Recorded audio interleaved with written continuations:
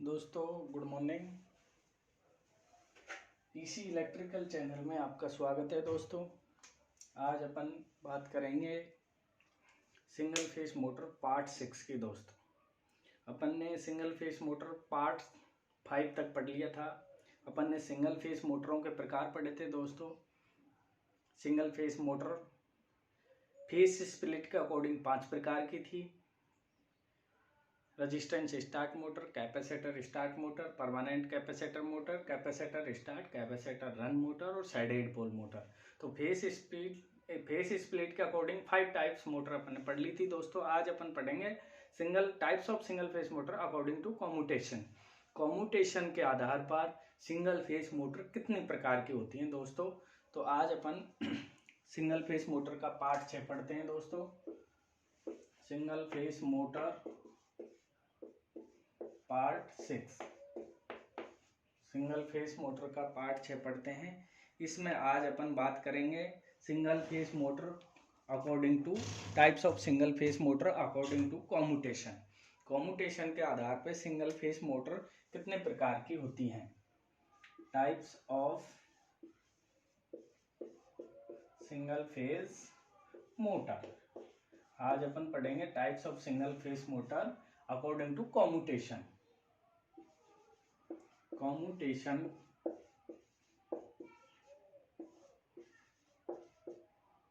के आधार पर सिंगल फेस मोटर के प्रकार। कॉम्यूटेशन के आधार पर सिंगल फेस मोटर के प्रकार। तो ये सिंगल फेस मोटर का पार्ट 6 है। तो दोस्तों कॉम्यूटेशन के आधार पर, कॉम्यूटेशन क्या होता है। कॉम्यूटेशन के आधार पर सिंगल फेस मोटर 2 प्रकार की होती है। Universal motor, universal single phase motor, दूसरी होती है रिपल्सन मोटर। यूनिवर्सल मोटर और दूसरी होती है दोस्तों रिपल्सन मोटर। यूनिवर्सल मोटर से अपन हिंदी में बात करें तो कहते हैं सार्वत्रिक मोटर। क्या कहते हैं दोस्तों, सार्वत्रिक मोटर। और इससे कहते हैं विकर्षण मोटर। इससे क्या कहते हैं दोस्तों, विकर्षण मोटर। तो कॉम्यूटेशन के अकॉर्डिंग अपनी सिंगल फेस मोटर 2 प्रकार की होती हैं दोस्तों। एक यूनिवर्सल मोटर, दूसरी अपनी रिपल्सन मोटर। तो आज अपन इस क्लास में बात करेंगे केवल यूनिवर्सल मोटर की। रिपल्सन मोटर अपन सिंगल फेस मोटर पार्ट 7 में बात करेंगे दोस्तों। तो आज अपन बात करते हैं यूनिवर्सल मोटर की। तो यूनिवर्सल मोटर, सार्वत्रिक मोटर क्या होती है। आज अपन यूनिवर्सल मोटर को देखते हैं। तो universal motor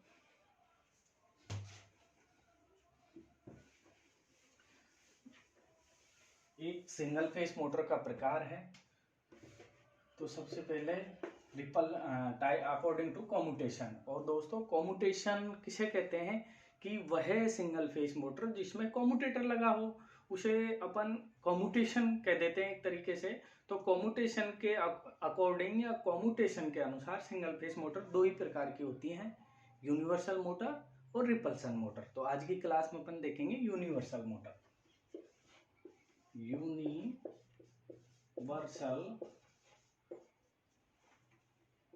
single phase motor, universal single phase motor.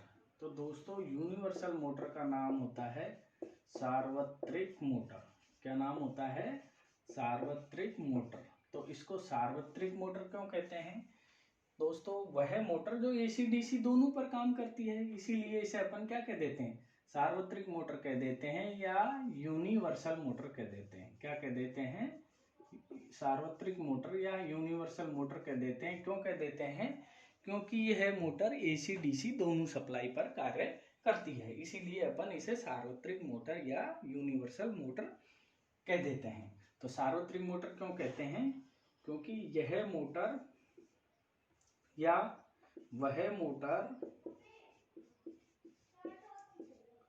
जो एसी व डीसी, एसी व डीसी या एसी ऑब्लिक डीसी दोनों सप्लाई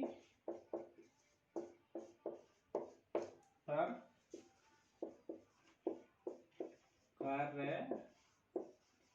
करती है, वह मोटर जो एसी डीसी दोनों सप्लाई पर कार्य करती है, उसे यूनिवर्सल मोटर कहते हैं। एसी या तो 240 वोल्ट 50 हर्ट्ज एसी सप्लाई पे ऑपरेट करा सकते हैं आप इसे, या 240 वोल्ट डीसी सप्लाई पे भी ऑपरेट करा सकते हैं। अर्थात यह एक ऐसी मोटर है, ये इसका बहुत बड़ा गुण है कि इसको अपन एसी डीसी दोनों सप्लाई पर प्रयोग कर सकते हैं। अब इसकी अपन एसी डीसी दोनों सप्लाई पे प्रयोग कर रहे हैं, और इसकी संरचना की बात करें अपन तो इसकी संरचना डीसी सीरीज मोटर के समान होती है। अब दोस्तों इसकी संरचना की बात करें अपन कंस्ट्रक्शन, तो इसकी संरचना डीसी सीरीज मोटर के समान होती है। डीसी सीरीज मोटर की संरचना के समान होती है। डीसी सीरीज मोटर की संरचना के समान होती है। इसकी संरचना दोस्तों डीसी सीरीज मोटर की संरचना के समान होती है, और यह मोटर एसी डीसी दोनों पे काम करती है। इसलिए अपन क्या कह सकते हैं, इसलिए इसे एसी सीरीज मोटर भी कह सकते हैं, एसी एकल कला सीरीज मोटर भी कह सकते हैं, और डीसी एकल कला डीसी सीरीज मोटर भी कह सकते हैं। ये डीसी सीरीज मोटर के समान इसकी संरचना होती है, इसलिए एसी डीसी दोनों पे चल रही है, इसलिए इसका पहला नाम तो हो गया एसी एकल कला श्रेणी मोटर। पहला नाम क्या होगा, एसी एकल कला श्रेणी मोटर भी कह सकते हैं। दूसरा डीसी श्रेणी मोटर भी कह सकते हैं, श्रेणी या सीरीज, डीसी श्रेणी मोटर भी इससे कह सकते हैं, और एसी एकल कला श्रेणी मोटर भी कह सकते हैं। दोस्तों अब अपन बात करें इसके पार्ट्स की, इसके भाग की, और आगे जो कैरेक्टरिस्टिक्स हैं उनकी बात करें, तो जो सार्वत्रिक मोटर होती है, यूनिवर्सल मोटर होती है दोस्तों, अब इसकी अपन बात करें तो इसके दो भाग होते हैं, एक फील्ड वाइंडिंग, दूसरा आर्मेचर वाइंडिंग। एक फील्ड वाइंडिंग, दूसरा आर्मेचर वाइंडिंग। अब फील्ड और आर्मेचर, इसके दो भाग हो गए, फील्ड और आर्मेचर, और ये दोनों की दोनों ही जो वाइंडिंग होती है, फील्ड और आर्मेचर, दोनों सीरीज में लगी रहती हैं। कैसे लगी रहती हैं दोस्तों, दोनों सीरीज में लगी रहती हैं। फील्ड व आर्मेचर दोनों वाइंडिंग सीरीज में ही लगी रहती हैं, ये दोनों की दोनों सीरीज में लगी रहती हैं। और अपना जो इसमें स्टेटर होता है दोस्तों, स्टेटर इसका होता है साइलेंट पोल टाइप स्टेटर। कैसा होता है, साइलेंट पोल टाइप स्टेटर होता है।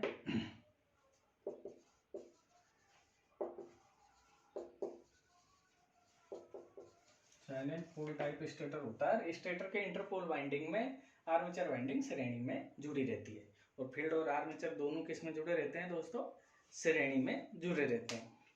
अब अपन इसके उपयोग की बात कर लें। पहले इसके कैरेक्टरिस्टिक्स तो पढ़ेंगे ही, सबसे पहले इसके उपयोग देख लें अपन, या पहले इसके गुण देख लें दोस्तों। तो सबसे पहला इसका कैरेक्टरिस्टिक्स है भार व गति कैरेक्टरिस्टिक्स, भार व गति अभिलक्षण। पहली बात करें भार व गति अभिलक्षण, तो भार और गति अभिलक्षण का मतलब है इसकी जो स्पीड है वो भार के क्या होती है, भार मीन्स लोड के विलोमानुपाती होती है। अर्थात इसकी जो चाल है, स्पीड मीन्स चाल, गति मीन्स चाल, इसकी चाल भार के क्या होती है, विलोमानुपाती होती है। अर्थात इसकी चाल भार के विलोमानुपाती होती है। इसकी चाल क्या होती है, भार के विलोमानुपाती होती है। दोस्तों ये लोड है, इसे ही भार कहते हैं अपन, और ये क्या है, गति है, चाल है, स्पीड है, एक ही चीज होती है, गति चाल स्पीड। तो ये जो इसकी चाल है ये भार के क्या होगी, विलोमानुपाती होगी। अर्थात अपना जब भार है, लोड है या भार है, भार जब शून्य होगा, भार या लोड एक ही बात होती है दोस्तों, जब अपना भार या लोड शून्य होगा तो अपनी गति क्या होगी, स्पीड उच्च होगी दोस्तों। जब अपना भार या लोड शून्य होगा तो अपनी गति क्या होगी, उच्च होगी, गति उच्च होती है। और जब अपना भार उच्च होगा तो गति क्या होगी, निम्न होगी।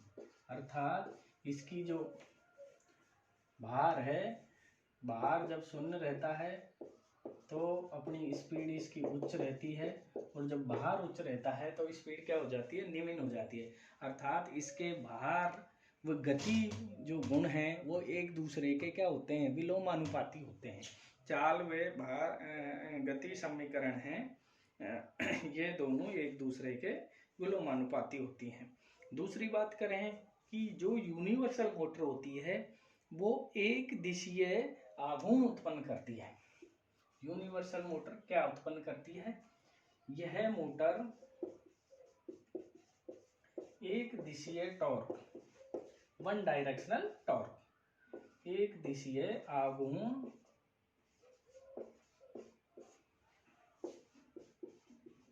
उत्पन्न करती है।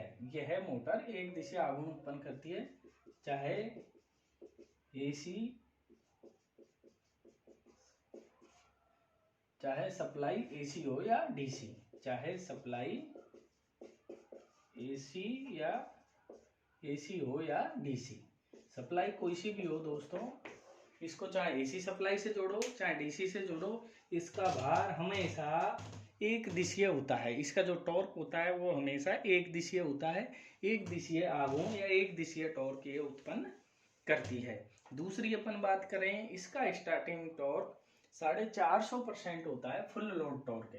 अर्थात इसका स्टार्टिंग टॉर्क क्या होता है, उच्च होता है दोस्तों, इसका स्टार्टिंग टॉर्क। तीसरी बात अपन करें, इसका प्रवर्तन टॉर्क या स्टार्टिंग टॉर्क, प्रवर्तन टॉर्क कहते हैं स्टार्टिंग टॉर्क से, इसका स्टार्टिंग टॉर्क 450% होता है फुल लोड टॉर्क के। इसका स्टार्टिंग टॉर्क कितना होता है, फुल लोड टॉर्क के कितना होता है, 450% होता है। अर्थात कुल मिला के बात क्या हुई, इसका स्टार्टिंग टॉर्क उच्च होता है। कैसा होता है दोस्तों, इसका स्टार्टिंग टॉर्क उच्च होता है। अब अपन बात करें कि इसकी घूर्णन दिशा में परिवर्तन करना। कोई यूनिवर्सल मोटर है, सार्वत्रिक मोटर है, तो उसकी घूर्णन दिशा को अपन कैसे परिवर्तित करेंगे। तो अब इसकी घूर्णन दिशा की बात कर लें दोस्तों। घूर्णन दिशा परिवर्तित करना, घूर्णन दिशा परिवर्तित करना, परिवर्तित करना मतलब मोटर अपनी क्लॉकवाइज ऐसे घूम रही है, उसको ऐसे कैसे घुमाएं, घूर्णन दिशा उसकी परिवर्तित करना, या मोटर को उल्टा चलाना कह सकते हैं, या घूर्णन दिशा में परिवर्तन करना, या घूर्णन दिशा में परिवर्तन करना, या घूर्णन दिशा में परिवर्तन। तो दोस्तों यह मोटर एक स्पेशल बनाई जाती है क्योंकि ये एसी डीसी दोनों पर कार्य करती है। और जब डीसी सीरीज मोटर को अपन एसी देंगे तो डीसी सीरीज मोटर भी एसी पे चल जाती है, परंतु ब्रुश पे बहुत अत्यधिक स्पार्किंग होती है। तो अभी अपन पढ़ेंगे डीसी सीरीज मोटर और यूनिवर्सल मोटर में क्या डिफरेंस है, इसको क्या स्पेशल बनाया जाता है। इसकी जो बुर्स होती हैं उनको उच्च प्रतिरोध के बनाया जाता है, इसलिए स्पार्किंग कम होती है। तो इसकी घूर्णन दिशा का परिवर्तन, भाई यूनिवर्सल मोटर है, क्लॉकवाइज घूम रही है, तो उसको एंटी क्लॉकवाइज कैसे चलाएं। तो दोस्तों घूर्णन दिशा परिवर्तन दो तरीके से कर सकते हैं, या तो फील्ड वाइंडिंग के टर्मिनल बदलकर, फील्ड वाइंडिंग के सिरे बदलकर, या आर्मेचर के सिरे बदलकर। पहला है फील्ड के सिरे बदलकर,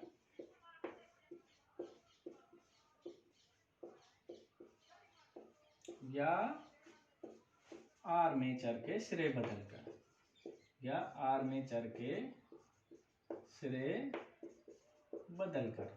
अब दोस्तों दोनों के सिरे बदल देंगे तो अपनी मोटर की जो चाल है उसमें परिवर्तन नहीं होगा। दोनों में से एक के, दोनों में से एक के, दोनों में से एक के मतलब है दोनों के सिरे बदल दिए तो मोटर अपनी सेम डायरेक्शन में रोटेशन करेगी। दोनों में से किसी एक के बदलने हैं, या तो फील्ड के सिरे बदल दो, फील्ड के सिरे दोस्तों U1 U2 होते हैं, या तो इनको U2 U1 कर दो तो अपनी मोटर विपरीत चल जाएगी, या आर्मेचर के जो A1 A2 कॉन्टेक्ट हैं इनको आप A2 A1 कर देंगे तो अपनी मोटर की दिशा में परिवर्तन हो जाएगा। मतलब दोनों में से किसी एक के सिरे बदलने हैं दोस्तों। अगर आपने दोनों के बदल दिए तो मोटर अपनी सेम डायरेक्शन में रोटेशन करेगी। दूसरा, ब्रूस के संयोजन सिरे बदलकर। कई बार एग्जाम में आ जाता है, ये ऑप्शन नहीं मिलते हैं। फील्ड के सिरे बदलकर, आर्मेचर के सिरे बदलकर, दोनों के सिरे बदलकर, या ऑप्शन आ जाता है ब्रूस संयोजन सिरे बदलकर, या ब्रूस के संयोजन सिरे बदलकर, या ब्रूस के कनेक्शन सिरे बदलकर भी अपन कह सकते हैं। तो ब्रूस संयोजन सिरे बदलकर, ब्रूस संयोजन सिरे बदलकर। दोस्तों अपन ब्रूस के जो संयोजन सिरे हैं, ब्रूस कहाँ पे लगाई जाती है दोस्तों? ब्रूस अपनी हमेशा कहाँ लगाते हैं? ब्रूस के संयोजन सिरे बदलकर भी अपन जो है यूनिवर्सल मोटर को रिवर्स डायरेक्शन में रोटेशन करा सकते हैं ब्रूस के संयोजन सिरे बदल के। और दोस्तों ब्रूस कहाँ लगाई जाती है? जैसे कि आपको पता है ये आर्मेचर है, आर्मेचर के श्रेणी क्रम में यहाँ पे कम्यूटेटर लगाया जाता है, कम्यूटेटर के ऊपर ब्रूस लगाई जाती है। तो ब्रूस एक्चुअली आर्मेचर के श्रेणी में ही लगाई जाती है, तो ब्रूस आर्मेचर के श्रेणी में लगी रहती है, अर्थात ब्रूस का संयोजन सिरे बदलेंगे, अर्थात ब्रूस के कनेक्शन सिरे, संयोजन सिरे बदलने का अर्थ है आर्मेचर के सिरे बदलना। क्या अर्थ है? आर्मेचर के सिरे बदलना, क्योंकि ब्रूस किसके जुड़ी है? आर्मेचर के श्रेणी में जुड़ी है। तो ब्रूस के कनेक्शन सिरे बदलेंगे तो इसका मतलब है आर्मेचर के सिरे अपन बदलेंगे। अब आगे अपन बात करते हैं इसी मोटर में दोस्तों कि टॉर्क बढ़ाने के लिए इस मोटर में क्या चेंजेज करें। टॉर्क बढ़ाने के लिए दोस्तों फील्ड के टर्मिनल को कम कर देते हैं और आर्मेचर के टर्मिनल अपन बढ़ा देते हैं। अगर अपन को यूनिवर्सल मोटर का टॉर्क बढ़ाना है तो फील्ड टर्न कम कर देंगे और आर्मेचर के जो टर्न है, आर्मेचर टर्न को अपन बढ़ा देते हैं, तो अपना ये इस मोटर का टॉर्क और डेंजरस वेरी हाई हो जाएगा। अब दोस्तों इस मोटर के अपन उपयोग की बात करें तो इस मोटर का उपयोग कहाँ करें? इस मोटर का अपन उपयोग की बात करें तो इसका उपयोग वैक्यूम क्लीनर, मिक्सी ग्राइंडर और पोर्टेबल ड्रिल मशीन। उपयोग या यूज की बात करें, यूनिवर्सल मोटर के उपयोग कहाँ करते हैं अपन? तो mixie, grinder, vacuum cleaner, portable drill machine,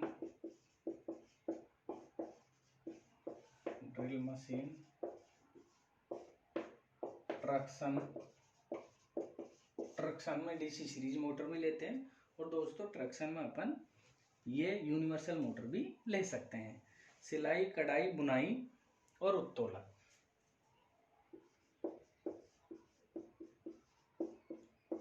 सिलाई, कढ़ाई, बुनाई और उत्तोलन, दोस्तों इनमें भी अपन यूनिवर्सल मोटर का उपयोग कर सकते हैं। अब अपन बात करें यूनिवर्सल मोटर की जो संरचना है वो डीसी सीरीज मोटर के समान है। तो यूनिवर्सल मोटर और डीसी सीरीज मोटर में क्या डिफरेंस है? मतलब यूनिवर्सल मोटर को डीसी सीरीज मोटर से किस तरह डीसी सीरीज मोटर को मॉडिफाई किया कि वो यूनिवर्सल मोटर एक तरीके से कहलाने लग गई। तो यूनिवर्सल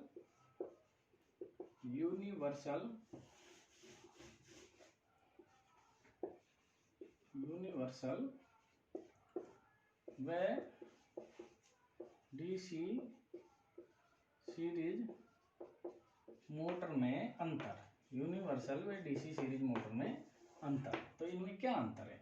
अब अपन बात करें यूनिवर्सल की, इधर अपन डीसी सीरीज मोटर की बात करें या डीसी श्रेणी मोटर, क्योंकि यूनिवर्सल मोटर की जो संरचना है डीसी सीरीज मोटर के समान होती है, इसीलिए इसे सार्वत्रिक मोटर कहते हैं या एसी एकल कला मोटर भी अपन कहते हैं। तो अब सबसे पहले बात करें यूनिवर्सल मोटर एसी डीसी दोनों सप्लाई पर कार्य करती है, दोनों सप्लाई पर कार्य करती है, इसके कॉम्यूटेटर को ऐसा बनाया जाता है कि दोनों पे सप्लाई पे कार्य करे, कार्बन ब्रुश पे स्पार्किंग नहीं हो। ये केवल डीसी पर कार्य करती है, ये केवल डीसी पर कार्य करती है, एसी देने पर स्पार्किंग होती है। इसमें अगर अपन डीसी सीरीज मोटर को एसी देंगे तो बुरसों पर अत्यधिक स्पार्किंग होगी दोस्तों। क्या होगी? बुरसों पर अत्यधिक स्पार्किंग होती है। और यूनिवर्सल में इंटरपोल वाइंडिंग करना जरूरी होती है।